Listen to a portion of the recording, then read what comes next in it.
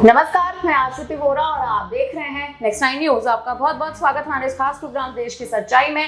बात करेंगे स्वामी प्रसाद मौर्य के साथ मायावती की, जिनकी चर्चाएं लगातार तेज हैं कि आने वाले उपचुनाव में उत्तर प्रदेश में मायावती स्वामी प्रसाद मौर्य के साथ गठबंधन करती नजर आ सकती हैं, क्योंकि इस बार स्वामी मौर्य की कुशीनगर की सीट पर बुरी हार हुई है, या यूं कहें कि ऐसी हार हुई है जिस हार का कहीं ना कहीं जो ठीकड़ा है वो पूरा का पूरा स्वामी प्रसाद मौर्य पर फूट चुका है। क्योंकि मौर्य ने गठबंधन नहीं किया, मौर्य की नई पार्टी राष्ट्रीय शोषित समाज पार्टी की नींव तो रख दी गई, लेकिन आखिर उस नींव को राजनीति से कब जोड़ा जाएगा, इस पर लगातार जो सवाल है वो तेज हो चुके हैं। मायावती ने हरियाणा में गठबंधन कर लिया है और हरियाणा के बाद अब मायावती जो अपनी साख है वो उत्तर प्रदेश में एक बार फिर जमा सकती हैं। सवाल उठ रहे हैं कि क्या मायावती आने वाले समय में स्वामी प्रसाद मौर्य को एक बार फिर अपने साथ वापसी कराएंगी या नहीं। और इसी बीच चर्चाएं स्वामी मौर्य की बेटी संघमित्रा मौर्य से भी जुड़कर लगातार उठ रही हैं, क्योंकि संघमित्रा मौर्य इस बार भारतीय जनता पार्टी से बगावत करती नजर आ सकती है। कारण ये नजर आ रहा है क्योंकि बदायूं से बीजेपी ने टिकट काट दिया था और उसके बाद बदायूं में जिस हिसाब से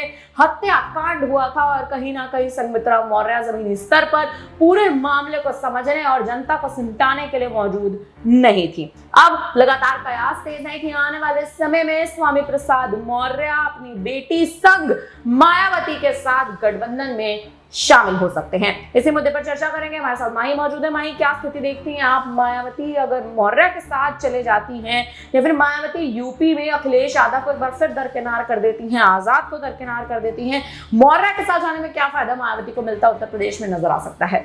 जी बिल्कुल, देखिए आश्रुति, दोनों ने एक साथ बहुत पहले काम किया है। 25 सालों तक उनको दोनों का एक दूसरे का एक्सपीरियंस है कि वो किस तरीके से दलितों को साथ सकते हैं, किस तरीके से राजनीतिक अनुभव है। ये पूरा समीकरण कहीं ना कहीं मायावती को बहुत अच्छी तरीके से पता है। ऐसे में स्वामी प्रसाद मौर्य अगर एक बार फिर से जुड़ने का प्रयास करते हैं तो जाहिर तौर पर मायावती की पार्टी के लिए आसानी होगी, क्योंकि अगर देखा जाए आकाश आनंद भी पार्टी में नए हैं। ऐसे में कोई एक्सपीरियंस अगर उनको देता हुआ नजर आएगा तो शायद मायावती की जो रणनीति है उस पर खासा प्रभाव देखने को मिले। और जैसा कि आपने जिक्र किया संघमित्रा मौर्य का, संघमित्रा मौर्य का भी एक जनाधार है, युवा नेत्री हैं और लगातार वो 2 बार के सांसद भारतीय जनता पार्टी से रह चुके हैं। ऐसे में मायावती चाहेंगे कि भारतीय जनता पार्टी का जनाधार भी उनके साथ आता हुआ दिखाई दे।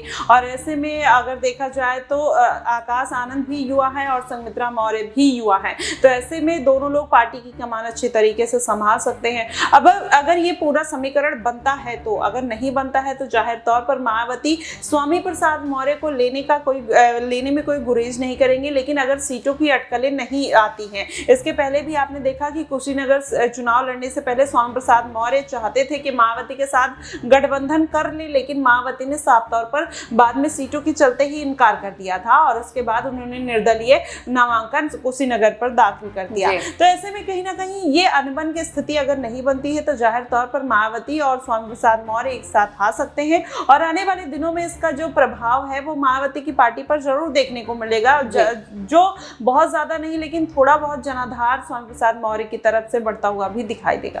जनाधार स्वामी मौर्य की तरफ से बढ़ता नजर आएगा। लेकिन वहीं याद करें, हाल ही में लोकसभा चुनाव के दौरान अंतिम जब चरण आने वाला था उससे पहले आजाद मौर्य के पास गठबंधन के लिए या यूं कहें उनके समर्थन के लिए तो पहुंचे ही थे कि उनके समर्थन में चुनावी रैली करते कुशीनगर की खड्डा विधानसभा में नजर भी आए थे। तो क्या लगता है कि अब आजाद जीत चुके हैं, जीत दर्ज कर चुके हैं, सदन में बतौर सांसद शपथ ले चुके हैं, क्या स्वामी मौर्य की बिगड़ती स्थिति को चंद्रशेखर आजाद यूपी में संभाल सकते हैं? क्योंकि आजाद का जनाधार पहले ही मजबूत है, दलितों के मुख्य चेहरे बन चुके हैं, मसीहा बन चुके हैं, स्वामी मौर्य भी दलितों के लिए मुख्य चेहरे हैं। तो क्या स्वामी प्रसाद मौर्य का फायदा उठाते या फिर राजनीतिक करियर के उनके अनुभव का फायदा उठाते क्या चंद्रशेखर आजाद नजर आ सकते हैं?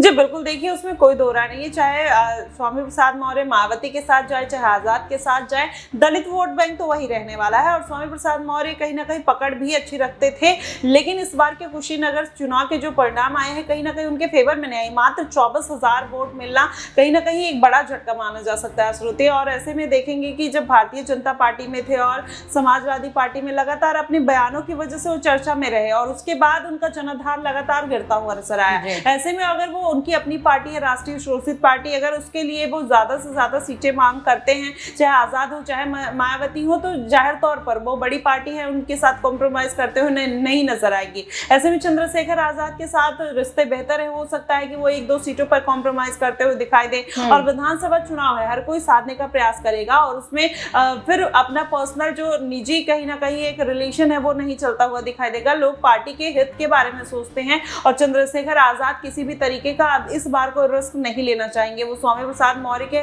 वजह से अगर उनके जनाधार इधर उधर होता है तो जाहिर तौर पर कहीं ना कहीं चंद्रशेखर आजाद इसके लिए तैयार नहीं होंगे। लेकिन मायावती इसलिए तैयार हो सकती है क्योंकि मायावती को बखूबी अच्छी तरीके से पता है कि किसको कहां से इस्तेमाल करना है। राजनीतिक अनुभव है, एक इतिहास रहा है, 4 बार की मुख्यमंत्री रही हैं, तो ऐसे में मायावती को इस बात का अंदेशा है कि उनको किस तरीके से इस्तेमाल राजनीतिक तौर पर किया जा सकता है।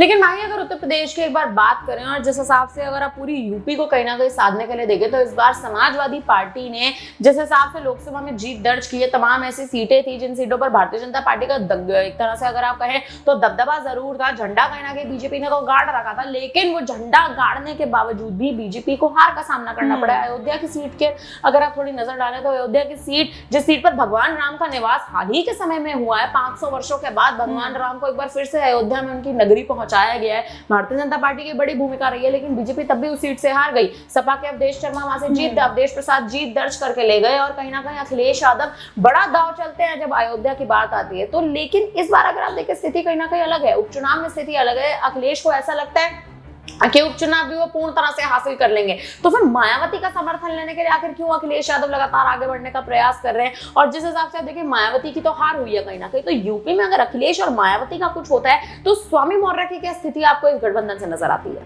देखिए बिल्कुल, मायावती का जिस तरीके से आपने जिक्र किया, उनका एक जनाधार है और वो एक निर्णायक भूमिका कहीं ना कहीं निभाती हुई नजर आती है, चाहे विधानसभा चुनाव चाहे लोकसभा चुनाव है। इसके पहले भी आपने देखा कि जो बीते लोकसभा चुनाव हुए हैं उसमें मायावती की वजह से ही 16 से 17 सीटों पर कहीं ना कहीं इंडिया गठबंधन को नुकसान झेलना पड़ा। तो जाहिर तौर पर अखिलेश यादव तो चाहेंगे कि वो नुकसान की भरपाई मायावती के आ जाने से हो जाए। भले ही वो 20 से 25 सीटों की मांग करती है, लेकिन उनको वो सीटें दे दी जाएंगी। लेकिन मायावती आने को तैयार नहीं, क्योंकि भारतीय जनता पार्टी नहीं चाहती है। और रही स्वामी प्रसाद मौर्य के साथ आने की, तो स्वामी प्रसाद मौर्य अखिलेश यादव के साथ गठबंधन में रह चुके हैं और अखिलेश यादव बहुत अच्छी तरीके से वाकिफ हैं कि स्वामी प्रसाद मौर्य किस तरीके की हरकतें करते हैं जो उनकी पार्टी के लिए कहीं ना कहीं लाभदायक नहीं होगा। अब ऐसे में उलझुल बयान देना और कहीं ना कहीं अगर स्वामी प्रसाद मौर्य अखिलेश की पार्टी में रहते और अयोध्या के लिए कोई ऐसा बयान दे देते तो शायद इस बार अवधेश प्रसाद का जितना मुश्किल हो जाता है। तो मुझे नहीं लगता कि अखिलेश यादव किसी भी तरीके का कोई रिस्क लेना चाहेंगे कि स्वामी प्रसाद मौर्य भी मायावती के साथ आए। जाहिर तौर पर जब मायावती का गठबंधन स्वामी प्रसाद मौर्य के साथ हो जाएगा तो अखिलेश यादव उनको बुलाना कतई पसंद नहीं करेंगे, क्योंकि आपने देखा कि जिस तरीके से उनके जो रिश्ते थे कहीं ना कहीं जबरदस्ती वाले थे। जब स्वामी प्रसाद मौर्य लगातार विवादित बयान देते थे, अखिलेश यादव उस पर किसी भी तरीके की कोई टिप्पणी नहीं करना चाहते थे और ना करते थे, क्योंकि उनको पता था कि स्वामी प्रसाद मौर्य का जनाधार है, उसका वो इस्तेमाल करते हुए नजर आए। जब उनको लगा कि उसका कोई खासा फायदा नहीं देखने को मिल रहा है तो दोनों ने अपनी राहें अलग कर ली। और उसके बाद देखिए आप अखिलेश यादव ने 37 सीटों पर जीत दर्ज की। तो अब मुझे नहीं लगता कि अब अखिलेश यादव को किसी भी तरीके की स्वामी प्रसाद मौर्य की जरूरत है। हाँ, मायावती की जरूरत इसलिए है, वो भी अपने राजनीतिक फायदे के लिए है, क्योंकि मायावती जिस भी टीम में जाएंगी उसकी स्थिति बदल सकती है और कहीं ना कहीं एक निर्णायक भूमिका में हो सकती है। और जो मायावती का जनाधार इस बार अखिलेश यादव के साथ गया था, अगर हर बार के चुनाव में ऐसा नहीं हो सकता है तो हो सकता है मायावती कम बैक करते हुए नजर आए। तो वो जनाधार जो अखिलेश के पास गया था वो मायावती और आजाद में बढ़ता हुआ नजर आए। तो अखिलेश यादव इस स्ट्रेटेजी के तहत चाहते हैं कि अगर मायावती भी आ जाएंगी तो कहीं ना कहीं दोनों का जनाधार एक हो सकता है।